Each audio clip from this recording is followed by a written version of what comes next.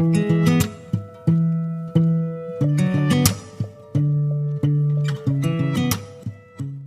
vez más con ustedes para compartir estas charlas de discipulado. Y hoy quiero hablarte sobre el conformismo religioso. El pasaje que vamos a compartir se encuentra en Jeremías capítulo 5, versículos 30 a 31. Dice así: algo espantoso y terrible ha ocurrido en este país. Los profetas profieren mentiras, los sacerdotes gobiernan a su antojo y mi pueblo tan campante. Pero ¿qué van a hacer ustedes cuando todo haya terminado?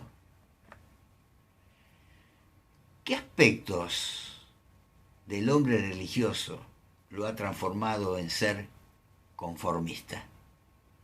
¿Por qué algunos líderes religiosos hacen lo que ellos quieren con las personas, las llevan de las narices? ¿Por qué cada vez hay más grupos religiosos que dicen tener la verdad? Porque habrá gente que está dispuesta a influir en la vida de otros con sus propias creencias como si fueran de Dios. ¿De quién es la culpa? ¿Quién es culpable que sucedan todas estas cosas? Y hay un dicho popular que seguramente conocés que dice: la culpa no la tiene el chancho, sino quien le da de comer. Dice que el pueblo estaba así, recibiendo cualquier cosa sin analizarlo. Dice el Señor, y mi pueblo así lo quiso. Y mi pueblo tan campante, porque simplemente les daba lo mismo. Ellos escuchaban y recibían. No les importaba. Lo que ellos querían era que alguien o algo llenara ese espacio vacío que tenían. Se habían conformado a un estilo de vida religiosa pasiva. Habían caído en el hoyo del conformismo religioso. Y la definición de conformismo, según el diccionario, es toda práctica de quien fácilmente se adapta a cualquier circunstancia, de carácter público o privado. Viene de la palabra confort, que es aquello que produce bienestar y comodidad. Si te hace sentir bien, bueno, tomalo, recibilo.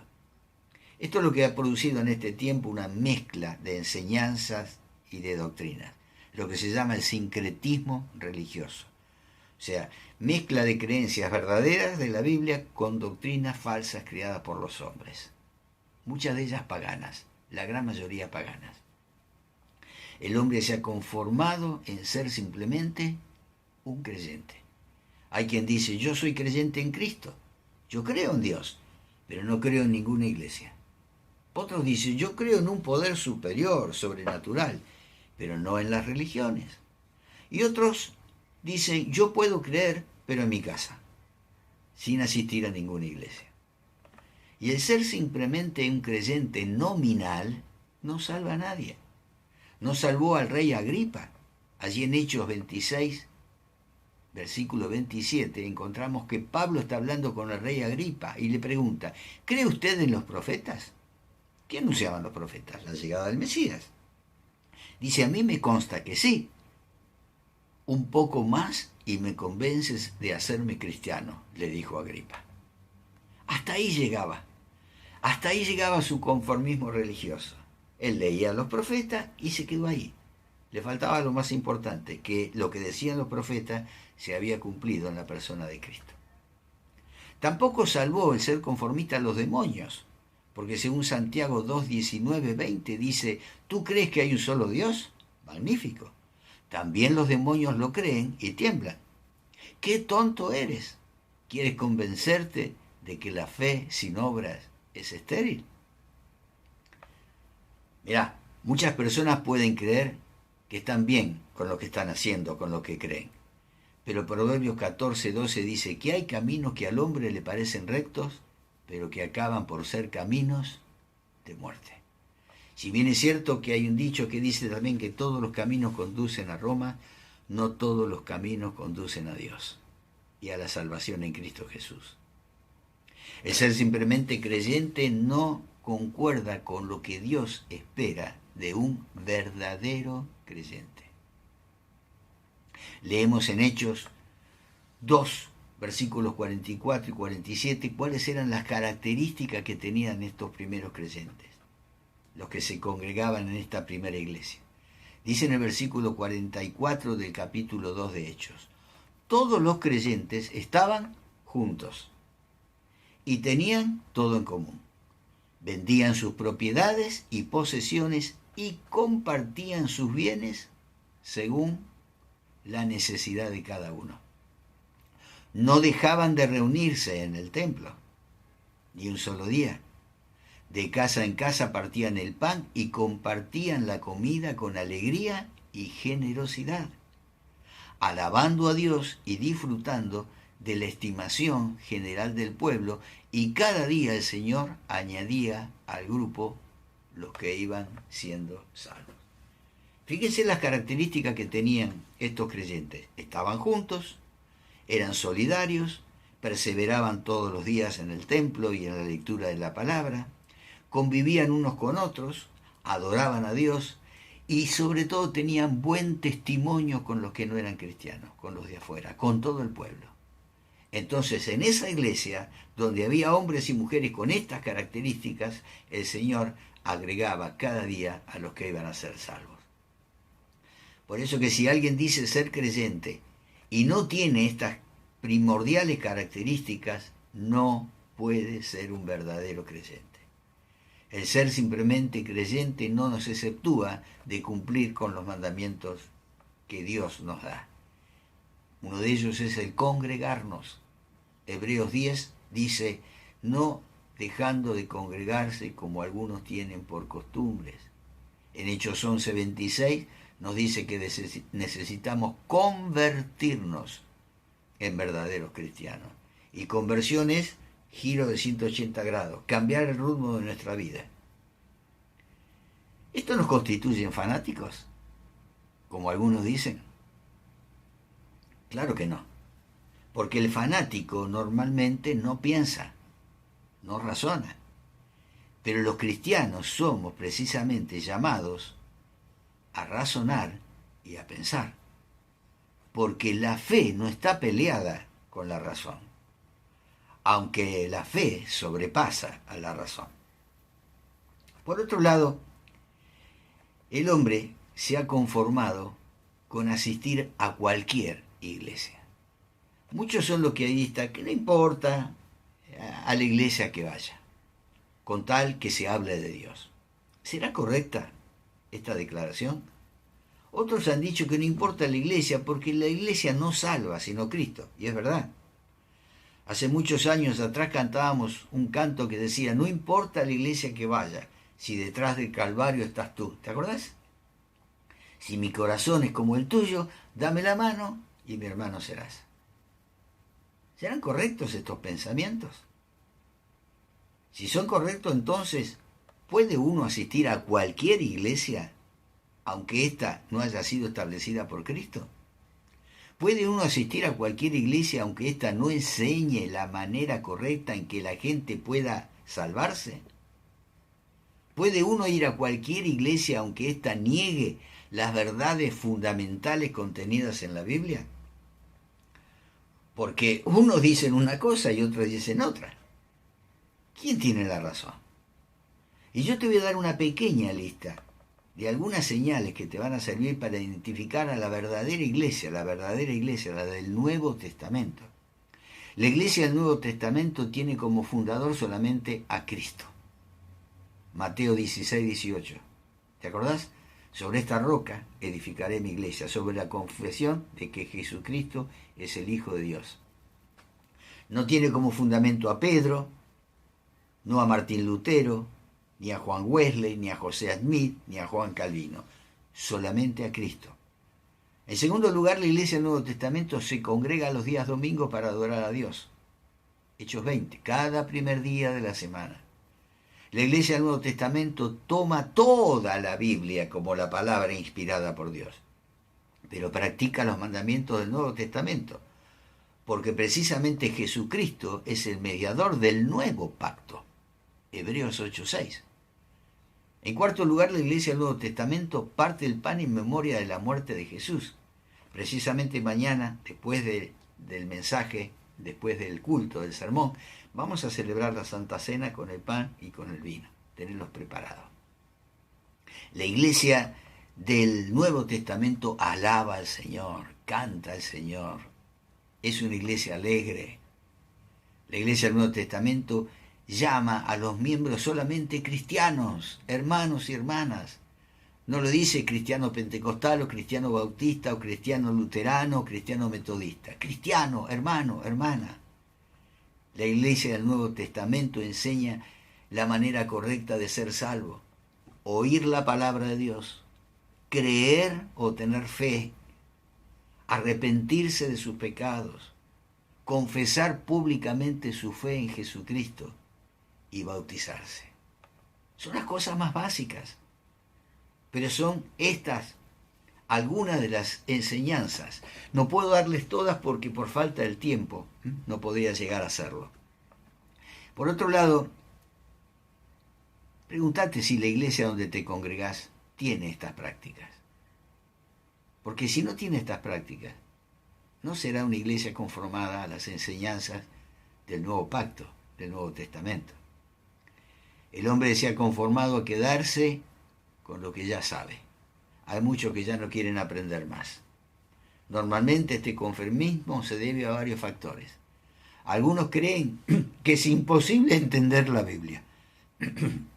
Hace muchos años había un sacerdote en el Canal 7, estoy hablando hace mucho tiempo, cuando la iglesia, cuando el televisor era blanco y negro.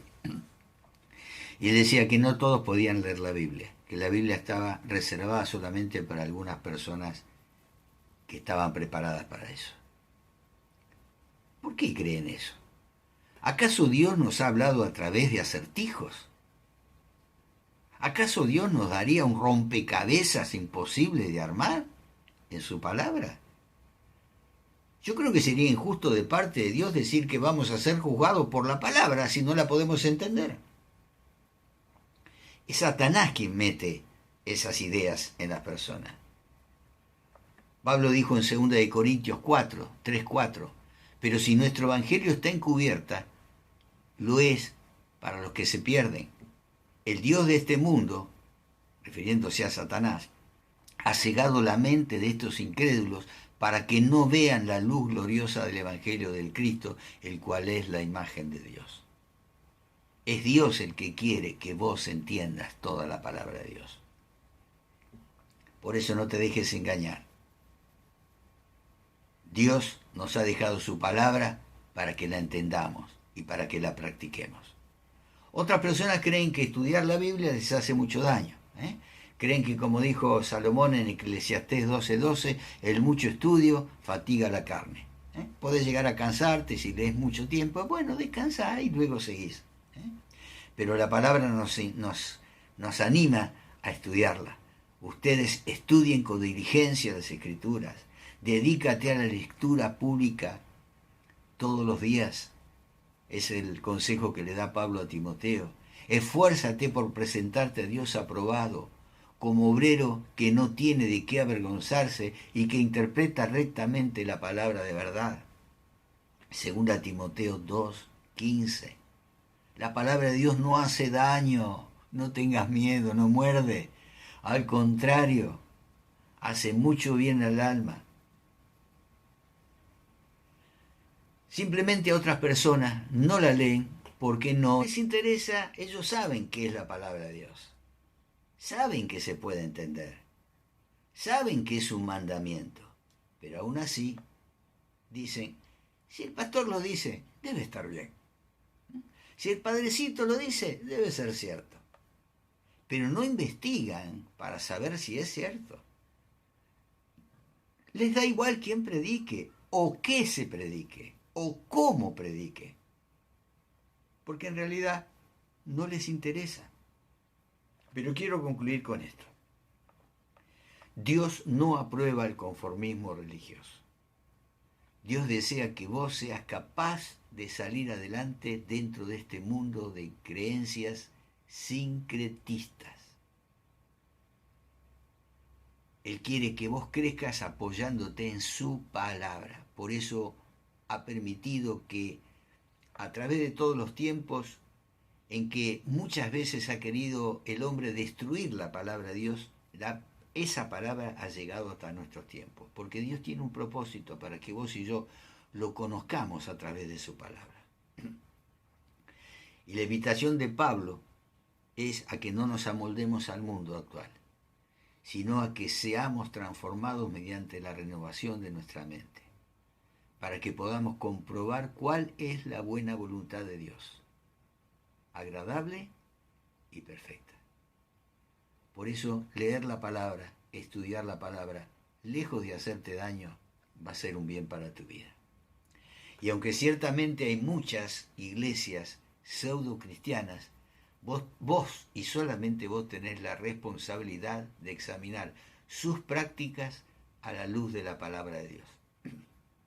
El apóstol Juan dijo, escribiendo en su primera carta, capítulo 4, versículo 1, queridos hermanos, no crean a cualquiera que pretenda estar inspirado por el Espíritu, sino sométanlo a prueba para ver si es de Dios. Porque han salido por el mundo muchos falsos profetas. En esto pueden discernir quién tiene el Espíritu de Dios. 2 puntos. Todo profeta que reconoce que Jesucristo ha venido en cuerpo humano es de Dios. La palabra de Dios nos llama a examinarlo todo y a retener lo bueno. Y lo bueno está precisamente en la palabra de Dios. Un libro que no pasa de moda.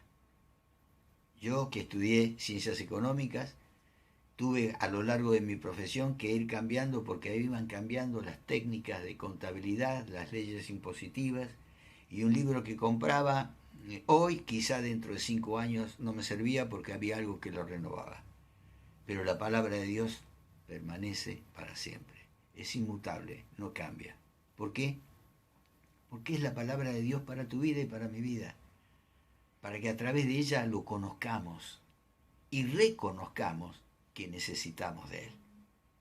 Porque fuera de Él no somos nada.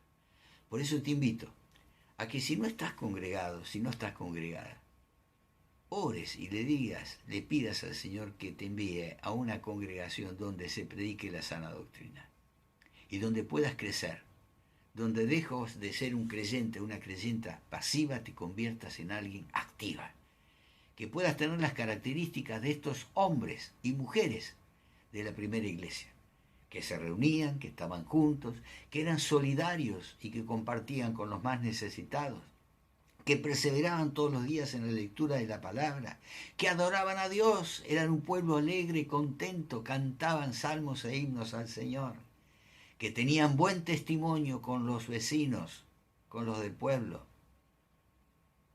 y que a través de ellos otras personas que no eran salvas encontraban el camino para la salvación.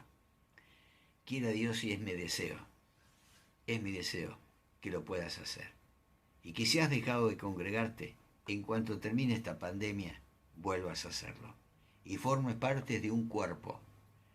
Que seas un miembro del cuerpo, no una prótesis. Que alguien se lo saca y la deja en un costado. Una prótesis no tiene vida. Está hecha de titanio, o de plástico, o de madera. El Señor quiere que seas un miembro, una miembro activa de su cuerpo, que es la iglesia. Yo deseo que así sea para tu vida. Dios te bendice. Y el lunes, si lo permite, trataremos otro tema de interés. Recordá que mañana celebraremos la Santa Cena después de la predicación de la palabra de Dios. Dios te bendice.